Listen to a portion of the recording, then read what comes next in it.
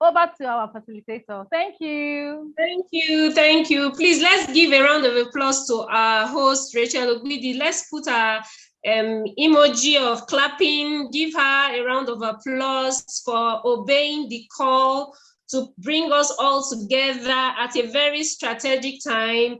I tell you, this time is very, very strategic. You know, there's this kind of change that is in the atmosphere. Sorry if I might sound spiritual or anyhow you want to take it, but we are entering territories and times that we are living in. You know, it looks very difficult and hard to keep living in our beautiful country and even in our world.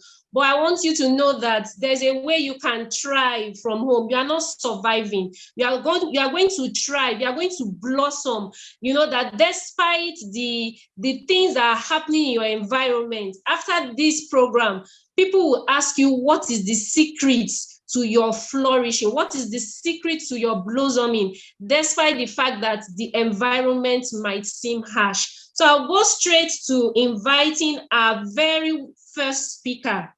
And I'll start by reading her bio. She's a very special person to us. Our first speaker is Mrs. Tomilola Olatunde.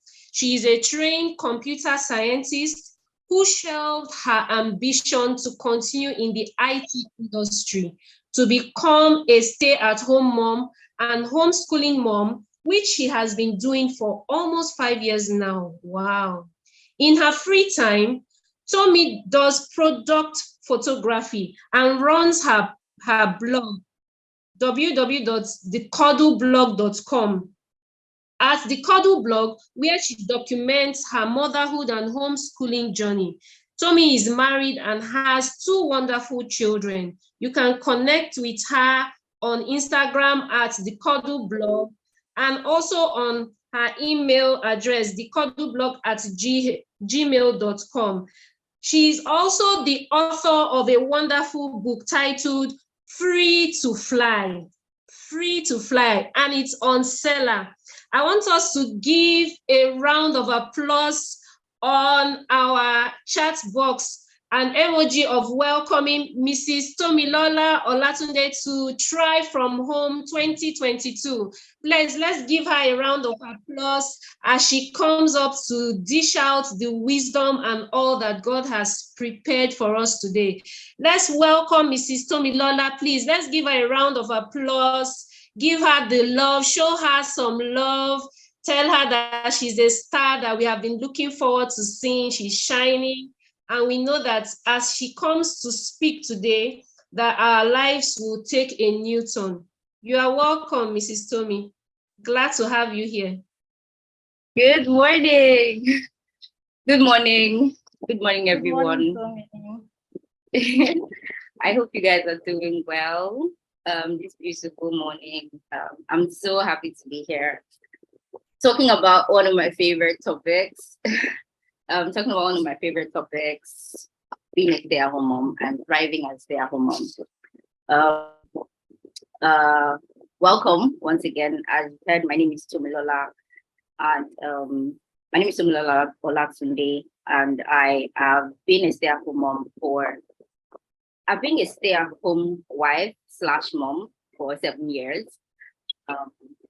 When I got married, I left my career when I got married because I was moving away from where I was to a new place. So that was what began my journey. But of course, I was working at the time, and I didn't give birth until 2 years later. So it's been 5 years of being a stay-at-home mom. But I'll get into my my volume is low. Let me see. Can you hear me now? I'm coming. Let me just. Can you hear me now? Yes. Is it better now? Maybe I should. Okay. So let me try this. Okay, can you hear me clearly? We can hear you clearly, loud and clear. Okay. That's good. So Welcome once again. I'll still get into a little bit of my story as we go along. But first of all, I would like to say that, as being a stay-at-home mom, there are different categories or different ways that we find ourselves as a stay-at-home mom, right? Some of us, being a stay-at-home mom happened to us, and some of us made the conscious decision to be stay-at-home moms. But I want to implore us that, depending on whatever brought us into this space, right? It usually always determines our disposition, where we are at, right? Like if stay-at-home mom happened to you, there's a tendency that you first feel the shock, right? Yeah. And then you be sad and depressed about mourning your career and all of that. But if you did make the conscious decision, because there are people that actually made the conscious decision, you see that they will be happy from the start. They will know what they're doing and how they're doing it from the start. So whatever brought us to this space will determine our disposition. But I want to implore us today to be open-minded. However we got to this space, whatever brought us here, let's know that our disposition matters. Our disposition matters, and the way our disposition is what we inform how we then live. It's going to inform whether we're going to thrive or not. That's very important. So my own disposition, because being a stay-at-home mom happened to me. It wasn't like a conscious decision that I made and I thought about, right? To make me say that, this is how I'm going to live my life. While I was a stay-at-home wife, when I got married, I was working. Before working a remote job became cool, I was working a remote job with a company in Nigeria. Where I was working before, they decided to retain me when I got married. So I was working remotely for them, but they were on the mainland and I was on the island. So I could not do the commute. So I was working with them, right? And while I was working remotely, I was also working with my husband in his photography business. So it wasn't like I was just a stay-at-home wife and I was just there. I was actually working on my career, right? But when I gave birth to my son, and as a first-time mom, realizing that it's not as cut out as it is or how it looks. You see a lot of things when you are pregnant. You think that being pregnant is like the most difficult part, and then the baby comes. I don't know how we think in our minds that it's not going to be a walk in the park. But having a child and combining everything, and at the time I used to run a YouTube channel. So I had a YouTube channel that I used to run, and I had a film school that I was doing. So I said I was working, right? So I had a film school I was doing, I had a YouTube channel, and then my job, and then my husband's photography business. So like juggling of things, and then there was the baby in the mix. And I'm like, how do people do it?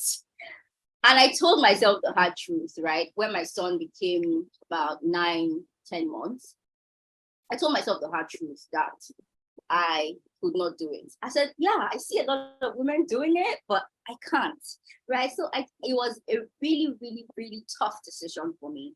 A really, really tough decision to let my job go. And, I took some time to really mourn. I always tell stay-at-home moms to mourn the career that you wish you had. Mourn it. Take some time to mourn the process, because it is really something that's been a part of you for a while. And it's as much as I say men don't understand, because nobody's telling you to leave something. You decide to leave your job and change your job, but circumstances making you leave, right? So you have to have a season of mourning. You have to have a season of mourning where you know that, I am letting this go. Just the way that something is being taken away from you. Have that time where you mourn. It's very, very important. So I mourned my job, right? And I made the decision to stay at home. It's very important that you also have your spouse along. Take a decision with your spouse and let them know. I know that we'll come to, how we can deal with unsupportive spouses. But first of all, ensure that at least your spouse is on board. They know the decision you're about to make, because at the end of the day, it does affect the family. It's not just about you anymore, especially if you're not single. If you're not a single mother, it's not just about you anymore. It's hard truth, but it's truth, right? So we have to ensure that we carry our spouse along too. So in getting away from my job, because my personality, I'm disposed to getting sad and all of that. So it really hit me hard. I was becoming very bitter, resentful. I was unhappy. I was very unhappy. And what an event did to Rachel, a person did to me, right? She was living close to my house, and I cannot say this story without talking about her, because she was very, very instrumental to me getting out of that space. She had been a stay-at-home mom for what her son was about 7 or 8 at the time. So she had been a stay-at-home mom for longer. I had just been a stay-at-home mom for what's like 6 months, I mean 8 months at the time. So she would call me. She was living close to my house, so she would call me all the time. We talk. Just she wasn't even probing and asking me questions. She was just telling me about her own journey and how she felt at different times on her journey and everything. And I'll just be there like tearing up, crying. But I didn't used to tell her what I was really struggling with. But I was just crying and looking at her like, wow, And she gave me the courage. She gave me the courage to speak up. Gave me the courage to stand up for myself. Gave me the courage to own my journey, and made stay-at-home mom be cool for me. And I was like, not so bad, right? I was like, oh, this is not so bad at all. Although she wasn't even, she is a medical doctor. So she went to like medical school, she was practicing. So leaving that job. So I saw that, giving up that much, as a doctor. So she showed me that, I was even still dabbling here, using my brain, blogging and all of that. You guys, so it wasn't as if I was just idle, right? But I was so sad because I let go of something that was very, very important to me. So while, on this journey, we should not be afraid or be ashamed that the help that we need might not come from ourselves. The help that we need might come from the external, might come from people, might come from an event, might come from a post that you see, might come from somebody's writing. Take it in and let your disposition change. Because truthfully, when your disposition changes, your life would open up. Like Rachel said, there will be a light bulb. And I always say that, and I always say it's unpopular opinion, right? But it does not even matter if you are making money. It doesn't matter if you are making money. I'm saying that for your disposition to change, it's not going to come from maybe money or all these other external validations, but from within yourself. You find value within yourself. You see yourself as different. You see yourself as adding value, which at the end of the day is the most important thing. But we'll still come to money. I'll talk about it. But I just want you to know for that, because there's probably making some money. But what will happen in this season? Will you also still become sad and depressed and all of that in that season? So it's important that we, understand that when our disposition changes, we'll see things differently. We'll be happier. We'll be secure in ourselves, right? So today I'm going to talk about the four different. I'm going to talk about 4 different pillars that would help us to thrive as a stay-at-home mom. 1 is self. 2 is your children. 3, let me reorder it before some people come for me. First is yourself, 2nd, your spouse, 3, your children, and 4, money, right? So let's talk about yourself, right? In the different ways that you can thrive and how you can see yourself to thrive, to start thriving as a stay-at-home mom. First, in yourself, you have to know your value. Know your value and what you're bringing to the table as a stay-at-home mom in your family. Think about all the things that happen because you are there. Now, it is not, that is your value. That's the value that you are adding. What is happening because you are there? Are your children more secure, happier, and not because you are there? Is your family running smoothly because you are there? Is your husband having less pressure at work and all of that because you are there? That is the value that you're adding. And please note that I did not say anything about money, right? It's not, this one is not even just about money. What are the things that are happening because you are there? Think about it like that. That way you place the value that you are bringing into your home, right? Even if it's money, or because I'm here, I can make small money here on my side business and support the family. That's your value. Now, if you now add monetary things to all these things, right? So, oh, because you are there, you may not need to hire 2 maids, for example. Because you are there, you may not need to, right, save your money, your family money from eating out a lot. Because you're, so all those, and some of us don't have help, right? So because you are there, you save your money, your children, your family money for help. Now, because me, I'm here, I save my money, my family money from school fees because I homeschool. So add monetary value to the things that you are doing for your family. I'm cleaning. If I hire a cleaner, how much will I pay a cleaner? That is the value that you're bringing. It's very, very important to know the value that you're bringing. And for yourself, again, the pillar is ask for that monetary value.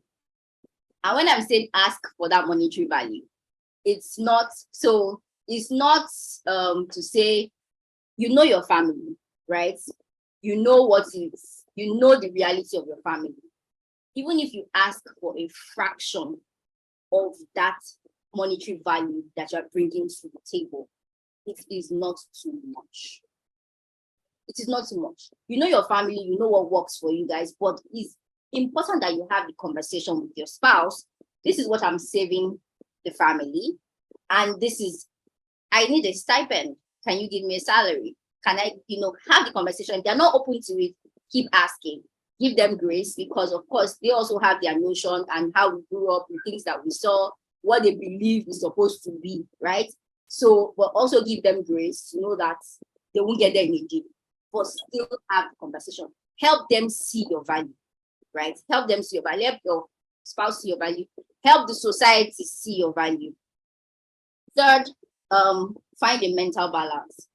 It's very important that we take care of our mental health because of the peculiarities and challenges that come with being a stay-at-home mom. One of the challenges that come with being a stay-at-home mom is that you are talking to little children every day, right? It's very hard, except you come into gatherings like this, or you go to church, which happens once a week, or you go for an event, which doesn't happen often, right? But we need this interaction. And that way, your mind is, for lack of a better word, is like depreciating, right? For lack of a better word. And that can also come to how our mental health now, performs. So for our own selves to be able to thrive, we have to be sure that we take care of our mental health. Whatever it is, I always don't like to say, oh, do this, do this, do that, because we are all different. Whatever rocks your boat doesn't rock my own boat, right? But it's important that you find that thing that helps you exercise yourself mentally. It's not about, going to a spa and all of that, But for your mental health and finding a mental balance is having the inflow and the outflow, right? You're getting into yourself, you're getting something into yourself, and you're getting something out. So even if it is rest is the way that, you get it out, right? That's still taking care of your mental health. So whatever it is that does it for you. Some people, what does it for them is actually reading. Some people, what does it for them is, still going into the intellectual stuff. Whatever it is that does it for you, right? Talking to people can do it for some people. So whatever it is, to ensure that you make sure that you have a stable mental health, not for anybody else, but for yourself, right? Keep the fire of your passions burning. Keep the fire of your passions burning. We sometimes when the reality of being a stay-at-home mom is that you might not be able to go full blast on all the things that you want to do. You might not be able to do it at full throttle. You might not be able to, which is what makes people say, oh, I'm waiting for the kids, right? But while you are, because the reality is that you might still have to wait for the kids to go 100%, right? But before you do that, what are you doing right now to keep the fire of your passions burning? Everything I am doing right now, I can be doing times 100. I know, right? I can be doing times 100. But when I try to even do like 50, I see that my children are lacking sometimes because I am not there. I'm trying to do this, I'm trying to do that because it's passion, it's burning within me. But whatever I'm doing right now, I'm doing it at a like 20%. Why? Because I just want to keep the fire burning. So yes, I'll take a job here, I'll take a job there. I'll take a photography job, for example, maybe once or twice in the month, right? Twice in the month. But can I be doing the job every day? If I was really sitting down to do it, I would be doing it every day. I'll be going to work every day. I'll be doing, but I take a job once or twice a month. But it's keeping my passions burning. It's giving me some cash. It's keeping my passions burning, right? I have a homeschooling. I have a blog, right? I like to write. I might not be able to write what I want to write at the time now, right? But I'm keeping my writing burning by still writing and running my blog, right? I wrote a book, but that book took me about a whole year, or not a whole year. It took me about 4 years of compilation to get that book out, right? I'm writing, yeah? My passion is burning. So whatever your passion is, don't totally shut it out and for the right time. Start keeping them burning. Whatever it is, no matter how little it is, start doing them to be able to ensure that you are still okay in the running, in the race of this thing. And the internet is like, woo, you can just go to town with whatever you can do. And finally, productivity is very important. If we leave ourselves, right? If we leave ourselves, we will be unproductive and very, very legit unproductive. And I'm also talking from a space of being a homeschooling mom, right? Because my children are in my face 24/7. I kid you not, 24/7. They're in my face. But the people that have their children in school, they still you still have a respite. When your children go to school, you can still, do this one here, do this one there, and be productive. But, right, so throughout the week, I have done something to move me forward.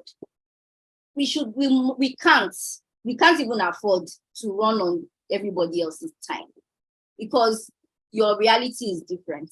You can't run on their time, they can't run on your own time. So while the world will see and we all know how we see it on social media, you will see this person, winning an award here, that person is doing this one here, I flying this one, I flying that one.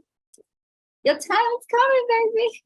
Because the truth is that even as you're consistently doing these things, little by little, the recognitions will come, the high flying will come, because you are, even as you're doing this small, before you know, something will become too big for you to handle. And I'm telling you from reality, so I tried everything I'm doing there. I work very hard to make it small. As in, I work extra hard to make it small. But still today, somebody will still find me and call me and say, Tomi, come and talk on this station. Come and talk on this. I'm like, me, I want to be small for now. As in, I don't even mind. And that way contentment comes in your season. Be content in your season. You're not running the same race. You're not running because you have made the decision now to be a stay-at-home mom for the reason that you best know. And you know that reason. You always remember that reason. You are not running on you're not running on their time. So it will not be the same. How you combat all these things will not be the same. So it's not telling you to stop or cover your shine or don't shine. Shine very brightly, right? But still know that the reality of it is that when you are shining here, something can also be not shining on this side, right? So if your children, your reason is your children, right? Some things might suffer, right? But so you know how you will now be, okay, let's shine small, let's shine here, let's shine here, let's shine here. So it is you that will now be able to decide how it will work for you. But for me personally, I try to keep every other thing I'm doing small. So I don't take a certain number of jobs. So I'll take like 2 jobs in a month, 1 job in a month. Sometimes I don't even take at all. If I've made enough money this month, I just don't bother again. I just, and I'm content. I live off whatever I get, right? I don't try to get more. I don't try to this, I don't try to that. Okay, so I've not even gotten anywhere. So let's move on to your children. For your children and you thriving as stay-at-home mom with your children, it's very important because the reason for most people, the reason why they are doing what they are doing is because of their children. Now, if your children are not thriving, then there's a disconnect somewhere, right? So first of all, I would say play with your children. Play is very, very important. No matter how old they are, play is very, very important. And I know that this topic is something that we have, if you are here, that means we are pursuing growth and you've heard about, play-based learning and ensuring that play is part of your children's lives. Take them out. And I will also say another very not so conventional thing is cut out the screen. Cut out the screen time, or reduce it to like the fairest minimum.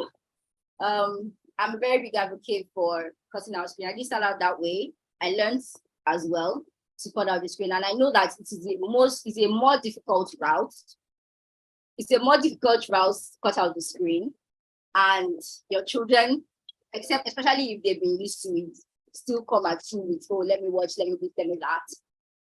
But it's important that you stand your ground because it's more detrimental than it is beneficial, right? I'm not saying that there are no benefits to screen time. I'm not saying that you can't teach your children educational things with the screen, but it is more detrimental than beneficial. First, especially for the children that are in early years, it's even advised not to even start until maybe like 2 years old, even if at all, don't even give your children screen at all to your team. But of course, we're already far behind. And we're already far behind.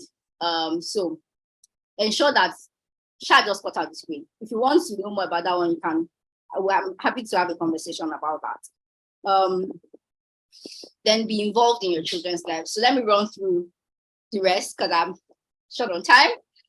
For your spouse, whether your spouse can either be supportive or not. And depending on whether your spouse is supportive or not, will determine if you are going to thrive as a stay-at-home.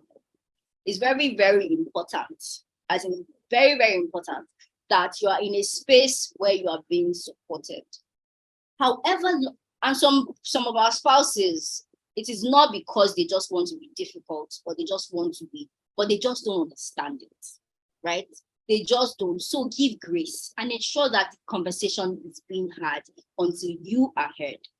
It's important that that conversation is being had until you are heard, right?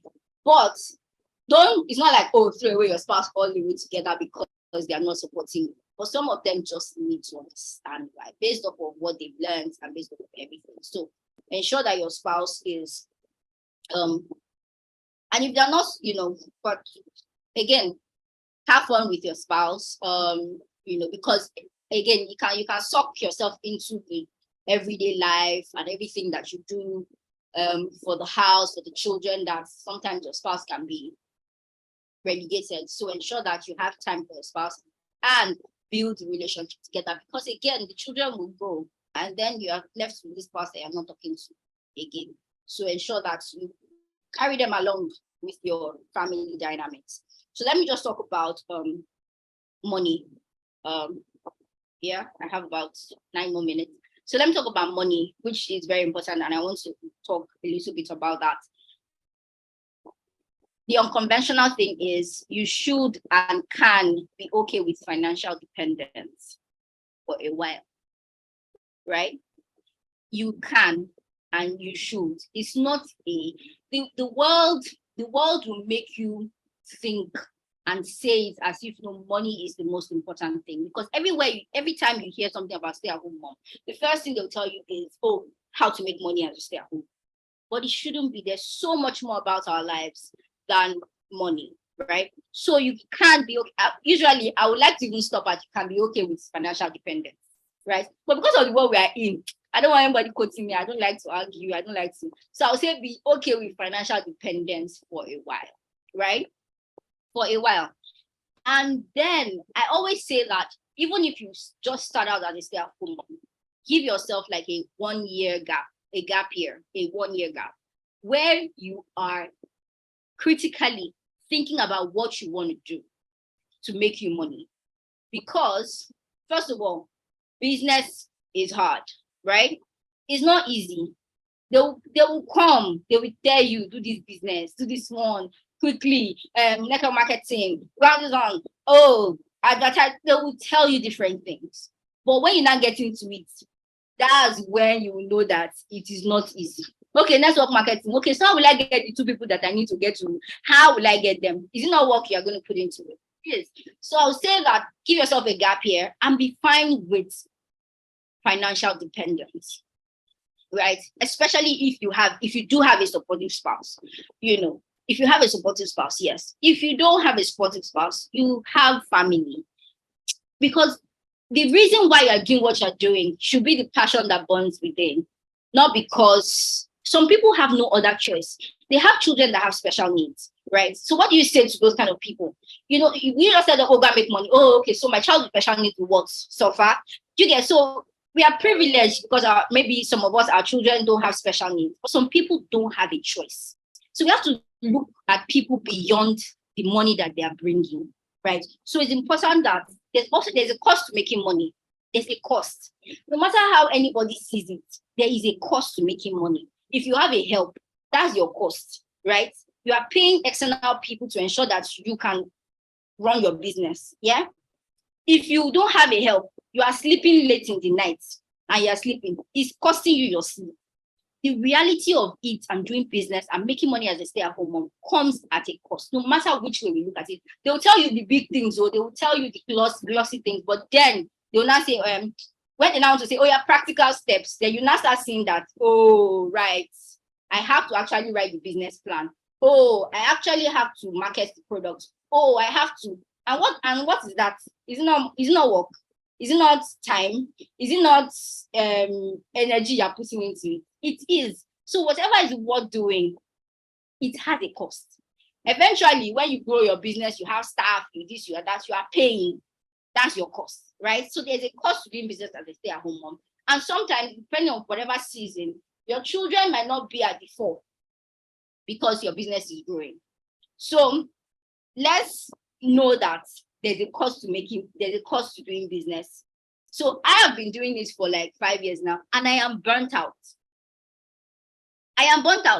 Right? Can I employ? So I've cut back on the work that I'm doing. I am a planner. And trust me, I plan. Well, everything is like literally laid out. But still, my best planning, once another baby entered, my best planning could not handle another baby. Everything's scattered. So I have to take a step back from the work that I'm doing. So we have to know that there's a cost. There's a cost that comes with it. There are different ways you can make money. Let nobody make you think that it's only when you start a business that you can make money, right? There are different ways you can make money, and you have to be strategic about it. Think about your possible options, and think forward, then back. What can I now do? Personally, the truth about me is that as much as I'm hardworking, I don't like to work. I don't. So I mapped out my own strategy, right? And my own strategy is that I decided that, okay, whatever I'm doing, whatever money I make, I will save it such that I will start looking for investment opportunities. So I'll have enough money in investments that I would not need to work anymore. That's my own strategy. Yeah. So some people, they like to work. Their strategy will not be the same as mine, but it's ensuring that you know that it's possible. Look at the different possible ways to make money and map out a strategy for you. Don't be boxed into, I have to set up a business, I have to do this, I have to do that. You don't have to do that. Some people do like it. Not everybody does. I like work, but too much, when it's too much, I don't like it, right? And I've mapped out my strategy such that in the future, my life is gonna be a soft life. Very, very soft. So ensure that no matter how much you get, even if it's from your stipend, if it's from the business that you're doing, you have a savings strategy. You save and save and save. I always say when I started again as a stay-at-home mom saving, I saved 1,000 naira every week for the whole year. And I saved 52,000 naira that year. 52,000 naira. I mean, like 52K. And when I look back and I think about it, I'm like, it was such a small money. As in 1,000 naira every week was such a small money.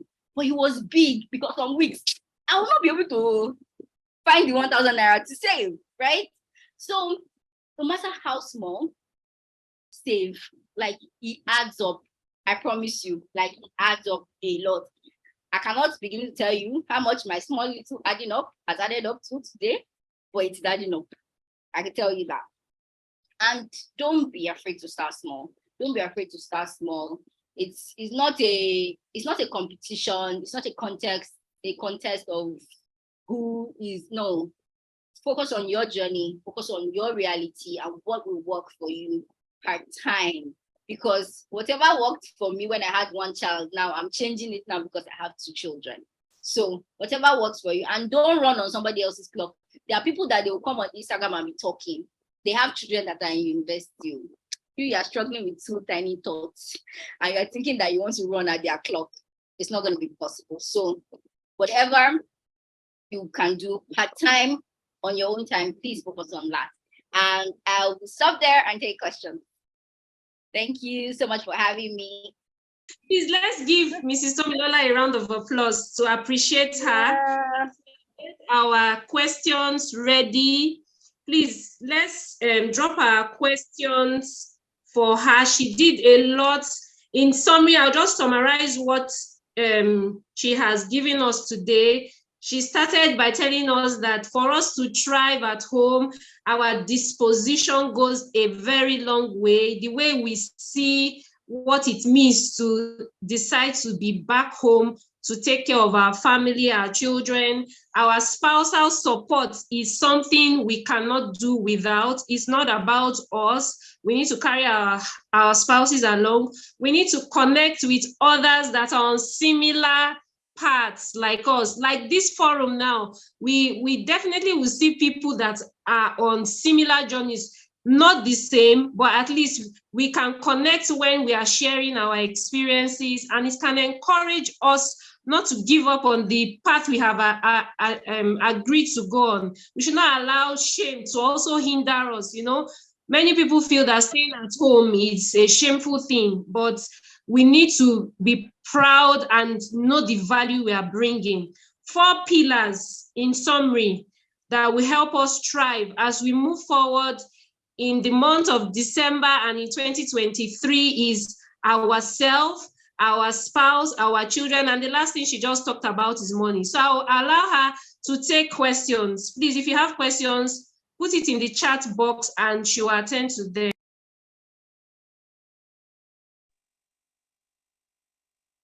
Do we have questions? Before we go on, I want to also say that we have a lot of prizes. Mrs. Tomi is giving 2 of her books free to fly as gifts. So if you have questions, please put in the chat box and we'll see how 1 or 2 of us can get those books free of charge. We also have airtime for those that have MTN lines as gifts. And even our host has 10 copies of our book to give out. So please, let's put our questions in the chat box so that Mrs. Tomi could help. Okay, there's one. structuring homeschooling when the children still go to a regular school outside of the home. How do you create and what do you impute in their curriculum? So that's the question Adedoyin has for you, Mrs. Tomi. How do you create and what do you put into their curriculum if they go to a regular school? Okay. So homeschooling, that's a whole different topic. But so if you want to structure for your children that are going to regular school, what I usually advise is that it's very important that you don't confuse them, especially if because definitely the way you teach them at home will be different from the way they will be taught in school, right? Especially if at least if they're in the school, you're already happy with their methods and their curriculum and all of that. So I will say that you try to do the other stuff, the other things that are not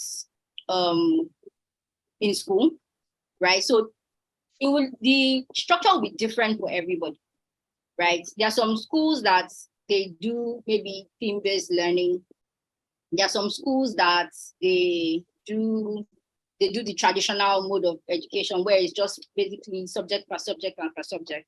So if your child is in a school where they do subject per subject per subject, I would say that you can craft or put together a theme-based play learning for them at home. That way they're learning something else, right? Totally different from what they're learning in school. So when I say theme-based play, it's like, okay, so you can say, we're talking about, off the top of my head, let me just say we're talking about oceans, for example. So create activities around oceans at home, right? We're talking about, it can be anything, literally anything. If you want to infuse like the Bible into it, we're talking about patience, do activities around patience, do things that are away from what they already do in school so that it doesn't confuse them, right? So that's if they are, but if they are not in school, of course, you can just do whatever you want. But if they're already in school, don't try to, except if they have gaps in what they're learning in school that you can say, oh, let me do a different approach for them to learn these things. For example, if your child is having gaps in learning, maybe addition or something, right? Or maybe they are not practicing their writing well, then you can go home and say, what I want to do is teach them filling that gap. Yeah. So depending on the need of your child, if your child is fine, progressing well, and doing whatever it is they're doing in school, I would say do something else. Do a theme-based learning style, right? And you can go online, search for different activities on different things, whatever it works for you and your value system in your home that you think that your children need to be learning. You have the freedom to do, create things around that. So it does not necessarily have to be, I want to continue what they're doing. As long as they're thriving in school, that's fine. But then if they have gaps, then you can now create a curriculum around what they need to learn to support what they are doing in school. It's very important that you are supporting and not doing something contrary so that you're not confusing the child. I hope that answers it. Okay, thank you very much for your response. The second question we have here for you is, if you have access to family finances just as your spouse does, do you necessarily need a stipend? I'll say yes. Okay. I say yes. Because as much as that's how my family runs, but again, do what works for you, right? Because that's why I said that in what I said is, your family's reality. It's also important that you're not being unreasonable, yeah? But if your family can afford it, and you can see that your family can afford it, then I would say yes, because there's nothing, it's just because sometimes when it's family money, there are so many hoops. There are so many hoops to jump to be able to spend money sometimes, right? But then you can have money and just, the stipend is yours. You don't have to say, oh, I'm going to use it for this. You don't have to explain to anybody, right? So yes, if your family can afford it, I would say yes. But the reality of your family. You are in charge of the finances. You can see that, there's no way this one can come out. If he can't, all well and good. At the end of the day, there's mutual respect, there's mutual admiration, the person knows that they value you, they are not putting you down because of anything. That was most important, really. Okay, so thank you for your response to those two questions. I don't know if anyone still has any question for Mrs. Tomi before she leaves. And I would like to say that the two questions that were asked by Adedoyin and Sandra, those two people will be getting Mrs. Tomi's books, because they took the bull by the horn and decided to ask questions. So please, Adedoyin and Sandra, you connect with our host through her email or her phone number to see how you can get Mrs. Tomi's books that she gave as gifts for this program. We also appreciate Mrs. Tomi for her kind gesture. Thank you so much. Free to fly. I'm sure Sandra and Adedoyin are going to be flying next year with all that we have heard. Please, let's give her another round of applause as she leaves, not completely from the scene, but as in speaking to us as we get ready to usher in our next speaker. So before we call in our next speaker, I just want us to write down one thing we learned from Mrs. Tomi's session. She said so much, so much. I was taking notes, I was struggling to quickly pen down a lot of things. What did we learn from that session of the 4 pillars to drive? What did we learn from her opening speech and everything? I know that she talked so much about ourselves. Yes, the power of engagement, knowing our value. Yes. Taking time to mourn, taking time to mourn our profession. Maybe we're in a particular job before we came into stay at home. The monetary value that you do to what you do at home is also, if you put it by the side of money, it can measure up to money. So don't look down on yourself. Wow, it's really coming in fast. Recognize the value I bring. Pursue my passion even at home. Don't allow your passion to die. Keep it burning. Wow. Take the time to mourn the loss of your job. Okay. Value and contentment were key to me. Busayo, thank you. Thank you so much.